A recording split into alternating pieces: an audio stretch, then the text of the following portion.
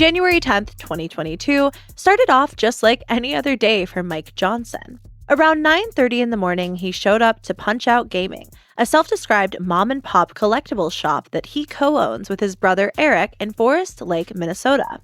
Together, the two sell video games, trading cards, and other various gaming and anime collectibles that you might find at a shop like this. By all accounts, Punch-Out Gaming is a nice place to pick up your collectibles, and the owners are known for their friendly demeanors. But unfortunately, that's not why they made national news early in 2022. When Mike unlocked his doors on January 10th, he was shocked to discover that the storage shelves were knocked over, and his entire inventory of Pokémon merchandise was gone. And underneath one of the shelves was a hole that went right through the back wall into an abandoned store next door. Mike and his brother were shocked. They checked the security cameras and were horrified to find that in the early hours of the morning, a man in a ski mask had crawled through that very hole into the store and proceeded to loot it for over 2 hours. He ended up stealing over $250,000 worth of rare Pokemon cards and cash. And even though the heist was recorded on camera, with the thief pictured clearly on video, the criminal still has not been caught to this day. It's a tragic loss for the independently owned Punch-Out Gaming shop for sure. But this is far from the only time a store has been burglarized for its Pokemon cards. Not like when kids rip open a card pack at Walmart. I'm talking about hundreds of thousands of dollars in losses, damages, and sometimes even death, which makes us think that there may in fact be some kind of Pokemon criminal conspiracy.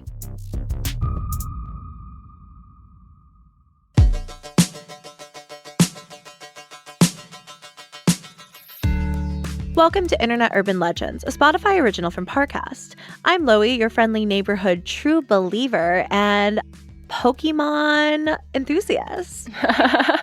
And I am Eleanor, freaking Pokemon master. I love Pokemon. I got myself a Pokemon tattoo, baby. I've played, I think, every generation since, like, Pokemon Ruby. I know you're a big Pokemon girl, too. I have. I love Pokemon, just unabashedly. I played every generation up until Sun and Moon, and then I kind of stopped. Okay. I mean, how much are you really missing? I don't know. It's one of those things that I love and love to hate, but definitely, like, love significantly more. Together, we are the Gruesome Twosome, and this is Internet Urban Legends, where we dive deep into the darkest corners of the internet. We might find the answers we're looking for. We might catch them all today. Wouldn't that be something? We are glad to have you guys along for the ride on this one. I cannot contain my excitement. I literally love Pokemon. On today's episode of the podcast, we're going to be talking all about the Pokemon card conspiracy, and specifically into why people, burglars to be fair, are stealing Pokemon cards worth really high dollar amounts.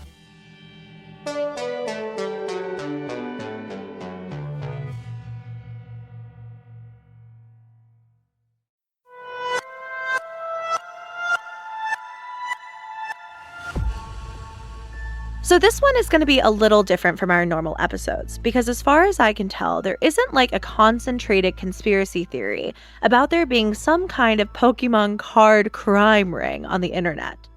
However, I've been paying attention to all of these stories for the past few years every time they inevitably pop up, and there was one in particular that made me question, is there something like darker going on here? Perhaps a dark type Pokemon gym leader? Is there some kind of Pokemon card crime ring? And we know what you're thinking. That would be crazy. Well, this is Internet Urban Legends, first and foremost. Hi, did you know you were on this podcast in particular? Hear me out. For those who don't know, the Pokemon card game was first released in 1996 and is a strategy game based on the massive Japanese role-playing game phenomenon of the same name. The card game allows players to battle each other using the beloved creatures from the wider Pokemon franchise. While old cards have jumped in value over the years, the demand today is for newer packs sold in stores like Target and Walmart, and honestly, they're always sold out. Oh yeah, do you remember when stores put restrictions on Pokemon cards? Yes. You could only buy one pack if they were even there. Today, the prices that people are willing to pay for Pokemon cards are quite high, but to be honest, that's pretty normal for the collector market. I feel like we're kind of in a golden age of collectibles and like nerd culture right now. And we also talked about this a little bit in the modern art auctions episode. It always goes in waves. But where the value of these cards becomes astronomical, like wildly inflated, is in the introduction of card grading. Now, there's a grading system for like most nerdy things, most collectibles in the nerdy world. And the sole purpose of this is to authenticate and determine the condition of a card or a comic book, a Funko Pop, a piece of sports memorabilia. For Pokemon or similar games like Magic the Gathering, graders consider the centering, coloring, edges, and general condition of a card, and then assign it a score between 1 to 10. 1 is considered poor, and 10 is considered gem mint. I didn't even know until pretty recently that when they print the cards, like, yeah, they can be a tiny hair off center. Yep. And that'll lower you from a 10 to an 8. Not even your fault. So this stuff is super serious. Like if a card has any scratches, bends, creases, pen marks, printing errors, all of that is going to drop down your grading. It's done under special lighting with magnifying glasses and other tools. And graders aren't messing around. This is a very serious business for a lot of people because once a card is graded a 10, it's not only considered authentic, but it also means a professional has deemed it perfect. And this increases the value exponentially. This is where we're getting into those insanely high value cards when they're already rare and they're sent in for grading and come back at 10. There are like Pokemon cards that I've seen pop up on the internet over the years that have like typos and maybe weren't caught for the first few prints. And those will sell for like maybe a couple $100 or something like that. Or like it's almost like a joke on eBay. Like you can get it and they are rare, but it's not the same industry as what we're talking about today. Like these cards are like worth as much as like cars in some circumstances. A great example of this can be seen with a holographic first edition Charizard from the original base Pokemon card set. An ungraded holographic first edition Charizard card is worth a few $1,000s today. So basically a card that has not gone through the grading process that Eleanor was talking about. However, a first edition Charizard graded a 10 is worth a whopping $300,000. The rapper Logic bought a first edition Charizard card for more than $220,000 in 2020. Just a few years later, in March of 2022, Hypebeast reported a first edition Charizard card that had sold for $336,000. The most notorious example of grading inflating a Pokemon card's price came in April of 2022, when Logan Paul just straight up ended up in the Guinness World Records for owning the most expensive Pokemon card sold at a private sale. It was a grade 10 Pikachu Illustrator card. And how much did that set him back? How much did he pay for the most expensive Pokemon card? Oh, don't worry. Just $5,275,000. Why does Logan Paul have that much money? Incredible question. Why? You know, I'm sorry. I actually not to gossip a bit on the pod, but I didn't know Logan Paul was rich like that. I think the Paul brothers are exceptionally wealthy. I knew that they were wealthy. I didn't know they were wealthy like that. The $5 million Pokemon card. That's what finally shocks me. I see his Teslas and Lamborghinis and his beautiful house and his yacht or whatever, and it's the Pokemon card is where I'm like, what? Fair and valid, because it doesn't have any kind of use value. And I think if this was just insanely rich people doing insanely rich people things, it might be teehee, y'all are silly goofy. But where this starts to get a little bit intense is where you throw crime into the equation. Remember where we started, guys. So let's talk about a story from the Netherlands in 2021. On the night of September 10th of that very same year, a van slammed into a toy store called Intertoys in the town of Voorburg. 2 men rushed out of the van and stole a massive amount of Lego and Pokemon products. The exact amount is unknown, but some sources estimate that thousands of euros worth of items were stolen. Police immediately responded and identified the white van that had crashed into the building. They tracked the van from a police helicopter, but unfortunately, they were chasing the wrong van. God. The real van was found abandoned in a nearby city. The manager of the store told Dutch media that the thieves were out only for the store's Pokemon and Lego collection. They knew exactly what they wanted, they grabbed it, and they left. Now, Voorburg is not some big city. In fact, it's a town of only about 40,000 in the southwest of the Netherlands. Big crimes like this are practically unheard of here. Interestingly, this wasn't the first time a Pokémon card heist had occurred in the Netherlands. In December of 2020, two men messaged a Pokémon card collector via WhatsApp, claiming they wanted to buy a set of rare Pokémon cards. The seller agreed to sell them the cards and gave them his address. One of the men said his name was Michael Blessings. Michael pretended to pay for the cards over Venmo and then asked the seller if he could have a drink. But when the victim bent down to pick up a bottle from his pantry, the two men pushed him inside the pantry and locked him in from the outside. The thieves then proceeded to steal 28 loose cards and 36 sealed packs with 11 cards each, all of which had an estimated worth of 48,000 euros, which is about $49,000. Now, thankfully, the victim was able to use his cell phone to call his dad, who called the police to let him out. The men who did this weren't immediately identified, and the cards seemed to be gone for good, until April 2021, when 10 of the Pokémon cards surfaced in a Paris trading market. Investigators used descriptions from the victim and fingerprint evidence from the pantry door to arrest 3 men. I'm shocked it says 3 men and not Jesse, James, and Meowth, because what is this? Pushing someone into their pantry, that's literally, that is literally like cartoon villain behavior. It really is. Like, oh my God, to steal a bunch of pieces of paper? Now, this is where the story gets really interesting. There's currently an ongoing investigation in the Netherlands surrounding a group known as the Polish Lego Gang. Great name, by the way. Phenomenal name. In June of 2020, a trio of Polish thieves tried to steal several Lego kits from a store. But a security guard called police, who arrested all 3 and managed to get a woman in the group to spill the details of their plan. She claimed that she was part of a team from Poland that specialized in stealing and reselling Legos. Thanks to the growing community of adult Lego collectors, the team realized that they could make some serious money by selling stolen sets to collectors. Now, this is bizarre, but why am I talking about a group of Lego thieves in the Netherlands during our Pokémon card episode? Because Dutch police admitted that there is a chance that the van robbery that we've been talking about might be tied to the Polish Lego Gang, who have a history dating back to at least 2019 across international waters. In each case, a toy store is hit for hundreds of thousands of dollars in merchandise, usually consisting of Lego products, but sometimes for other expensive items, including Pokémon cards. Dun, dun, dun. So who are the Polish Lego Gang? Unfortunately, other than the 3 arrested in 2020 and another pair tied to the group in a 2021 heist, we don't know. What we do know is that their arrival in 2019 seems to coincide with a number of Pokémon card heists around the world, many of which have never been solved.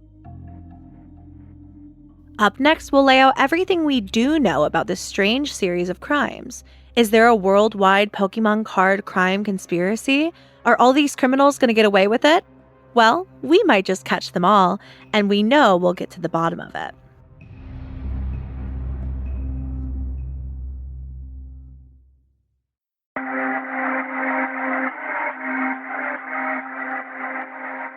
In March 2021, a strange headline popped up on the website newsobserver.com. Pokémon card theft ring orchestrated heist in North Carolina Walmart. In the story, it's revealed that Walmart's Pokémon card stock has been coming up drastically short during inventory counts. Investigators discovered that 2 people in their 20s named Steven and Amanda were taking the price tags for cheaper Pokémon sets and sticking them on more expensive sets for months. They'd buy the expensive sets, resell them, and keep the profit. Was it Steven and Amanda, or was it Jesse and James? The 2 were charged with felony larceny and felony conspiracy, however, so Jesse and James are probably very glad it's not them. But that was just the beginning of Pokémon-related crime that year. In October 2021, investigators unearthed a Pokémon card racketeering scheme. They caught a man trying to resell thousands of dollars worth of various trading cards, including Pokémon cards, that had been stolen from shops across the Midwest. This man drove to Missouri, Oklahoma, Kansas, and eventually Texas to pull off this scheme. News of the thefts made the rounds for months before he was arrested for a burglary at a store in Troy, Texas, called Realms of Gaming.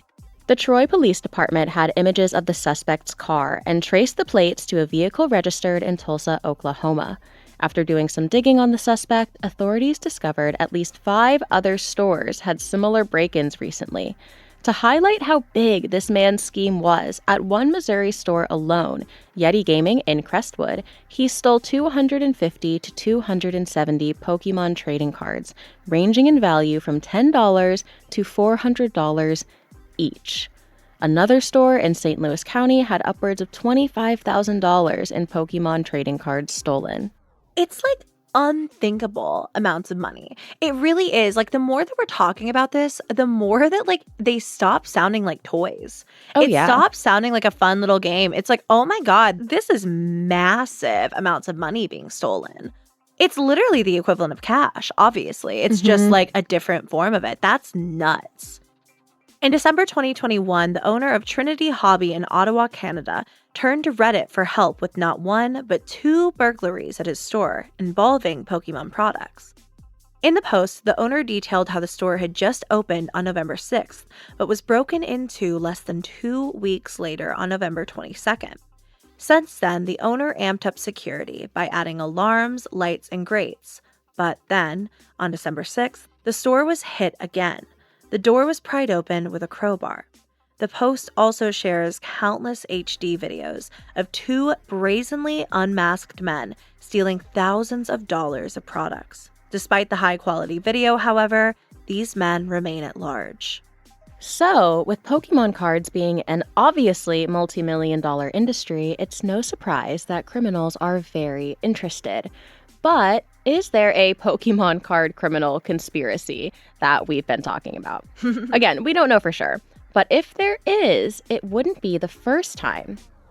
In December 1999, there was a reported Pokémon card crime wave in which school-age children were robbed, sometimes even at knife point, for their Pokémon cards. One child in Quebec was even stabbed for $60 worth of cards. And that same month, police in New York broke up a $1 million Pokémon card counterfeiting ring. Oh my God. Oh my God. My jaw's on the floor. Pokémon has kind of gone through it. This is horrifying. Children?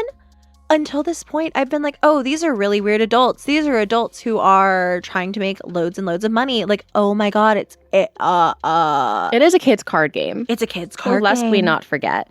Now, speaking of counterfeiting cards, bogus cards had also started popping up in May of 1999, so Nintendo themselves hired private detectives and taught U.S. customs officers how to detect black market packaging and shipping documents. So Pokémon cards have been a financial big deal for a while. The estimated $1 million seizure in New York included, quote, pallets and pallets containing sheets of bogus cards ready for shipping. But that New York case was just a drop in the bucket. An estimated $20 million in counterfeit Pokémon goods were seized in just 7 months in 1999. And $10 million was confiscated that summer alone in a warehouse in Los Angeles. This is not a problem that has dissipated either. This is a huge problem still in the Pokémon market to this day. According to one Chinese news outlet, Shanghai airport officials seized 20 boxes of counterfeit Pokémon cards in November of 2021. The number of cards was so huge that it was said that the seized pallets weighed more than 7.5 tons in total. They were supposedly headed to the Netherlands. Plus, it's not just counterfeiting that's a problem. In February 2021, one Twitter user tweeted at the official Pokémon Twitter a picture of a sealed box of Pokémon cards selling on eBay for $1,000. And when I say box, I mean one of those cardboard shipping boxes you see in a back room at a retail store, one containing multiple for-sale boxes of Pokémon cards. I was also able to confirm that this is a thing on eBay, even today. You can find countless sealed boxes containing multiple packs of Pokemon cards before they ever even reach store shelves. There's one on eBay that I found a listing for right now, selling for $10,000. I feel like we just gave you guys a book report. Like, we literally just sat down and like proved to you all that there is this insane amount of crime surrounding the world of Pokemon cards. And that is true. But at the end of this episode, I'm still just so shocked that there is this much money that's being stolen alone. Like, there's so much more money than we're even talking about in Pokemon cards. Not even just in these very, very highly priced cards, also in the packs that are sold at Walmart every single day. And now you've got this entire system of people who are stealing the boxes before they're ever even put on store shelves, throwing them on eBay. You've got people stealing cards that have been graded through this meticulous process. It's fascinating because it seems to me like it's a system, and I guess this is true, it's a system that was made up entirely by like the fans of this. Oh, yeah. I think that's what's interesting. Like, we're trying to answer the question, is this like an organized crime ring, right? And I think at the end of the art scheme episode, I kind of sat there thinking like, man, this is an organized crime ring. Like, this is definitely a possibility. I think you're right. Here it's just fans of the franchise. I mean, the only people who recognize how valuable these cards are fans of Pokemon. So I do think, we have the Polish Lego group. Yes. There probably are independent groups of criminals. It literally sounds like we're talking about Team Rocket, but I don't necessarily think it's some like overarching, massive, organized crime wave, if that makes sense. I agree. I think that it's very possible that we're talking about like the grade 10 holograph shiny Charizard card that's worth millions or whatever. But it's like, will that be worth that much money forever? No. Like, probably not. Because this is just the hot thing of the moment, dude. Like, these cards might have their value in the moment, and it makes sense, like, the longer that I think about it, why criminals specifically are targeting Pokemon cards. Like Marvel collectibles, those suckers were so expensive, like, 10 years ago, 5 years ago, and now they're worth nothing. Now, Pokemon has stood the test of time. Something I wanted to note at the end of this is that my friend Mudahar, or Some Ordinary Gamers on YouTube, recently found Pokemon cards on the dark web, as well as detailed sheets with instructions on how to spot fake cards. That, in my opinion, by the way, seems suspiciously like instructions instead on how to make better fakes. And dark web Pokemon card mystery unboxings are like a minor subgenre on that platform. The fakes of Pokemon cards, too, are just, like, knocking me out. Like, not counterfeit Pokemon cards. I mean, apparently there's money in it. There is. Right? Oh, yeah. No, it makes so much sense. It's just insane. You pop them up on eBay. I really do wonder. I also wonder, we talked a little bit about the grading process and how meticulous it is. If some of these fakes are slipping through, I'm really curious. Do you lean either way? Do you think that they're out there in circulation, or do you think there's no way? I think probably. I think so, too. I have to imagine that, I mean, ultimately a Pokemon card isn't that visually overly complicated, right? Yeah. People are making indistinguishable, like, fake purses that are making it past reseller sites that have an equally meticulous process for thousands of dollars. And, people get sold fakes from them all the time. So I'm sure there are fake Pokemon cards in circulation. I agree. What do you guys think about this episode? And who is your favorite Pokemon? Who would you drop $300,000 on a card for if that was pocket change to you? Let us know all over social media with hashtag gruesome twosome. We would love to hear from you.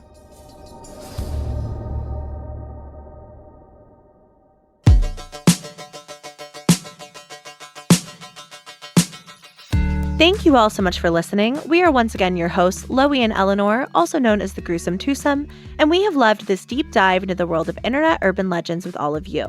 You can find all episodes of the podcast, Internet Urban Legends, for free exclusively on Spotify. Don't forget to follow the podcast so we can continue bringing you a new disturbing mystery each and every week. Follow us on Twitter and Instagram at Loeybug and at Snitchery, and support our show by following at Parcast on Instagram and at Parcast Network on Twitter. Stay gruesome, friends. Internet Urban Legends is a Spotify original from Parcast. It is executive produced by Max Cutler from Parcast, Slash Management, and Ed Simpson, Fanny Baudry, and Leah Sutherland from Wheelhouse DNA. Sound design by Ron Shapiro, with associate sound design by Jamie Ryan. It is produced by Jonathan Ratliff, Gemma Waters, John Cohen, Kristen Acevedo, and Chelsea Parker, and is associate produced by Gitu Meira and Tracy Levy. Research and script writing provided by Jed Bookout. And we're your hosts, Loey Lane and Eleanor Barnes, aka The Gruesome Twosome.